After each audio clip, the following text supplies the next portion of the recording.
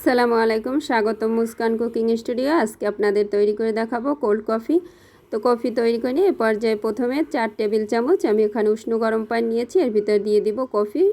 যে কোনো ব্র্যান্ডের কফি এখানে ইউজ করতে পারেন। আমি 2 টেবিল চামচ কফি ইউজ করছি। তো কফিটা দিয়ে এটা ভালো করে গুলে নিতে হবে পানির সাথে। তো গুলানোটা কমপ্লিট। এরপর যেটা একটা সাইডে রেখে দিব। চলে যাচ্ছি পরবর্তী প্রসেসে।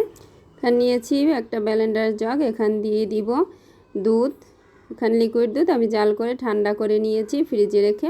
তো এখানে টোটাল আমি 1.5 কাপ দুধ ইউজ করব মেজারমেন্ট কাপের। তো 1 কাপ দুধ অ্যাড করলাম, এরপর যে আরও হাফ কাপ দুধ অ্যাড করছি। তো দুধটা দেওয়া কমপ্লিট। এরপর যে অ্যাড করব চিনি, এখানে 2 টেবিল চামচ চিনি অ্যাড করছি। চিনি দেওয়া হয়ে গেলে এ পর্যায়ে দিয়ে দেব আগে থেকে গুলানো কফি।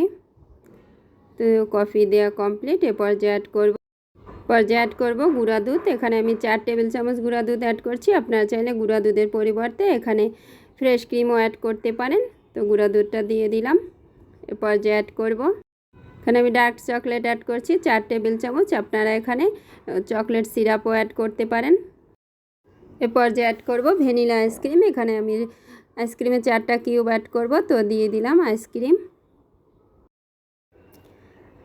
দেওয়া হয়ে গেলে এরপর যে অ্যাড করব আইস বার। এখানে আইস খুব বেশি দরকার নেই, কারণ আমি সবগুলো উপকরণই ঠান্ডা নিয়েছি। তারপর এখানে আমি 4টা টুকরো অ্যাড করছি। তো আইসটা দেওয়া কমপ্লিট। এরপর যে আমি এটা একটু ব্লেন্ড করে নিব খুব কম সময়ের জন্য। খুব বেশি ব্লেন্ড করতে যাবেন না, তাহলে কফিটা কিন্তু পাতলা হয়ে যাবে। তো ব্লেন্ড করে নেওয়া কমপ্লিট, দেখতেই পাচ্ছেন। তো আমি একটু চামচ দিয়ে আপনাদেরকে দেখিয়ে দিচ্ছি কেমন হয়েছে।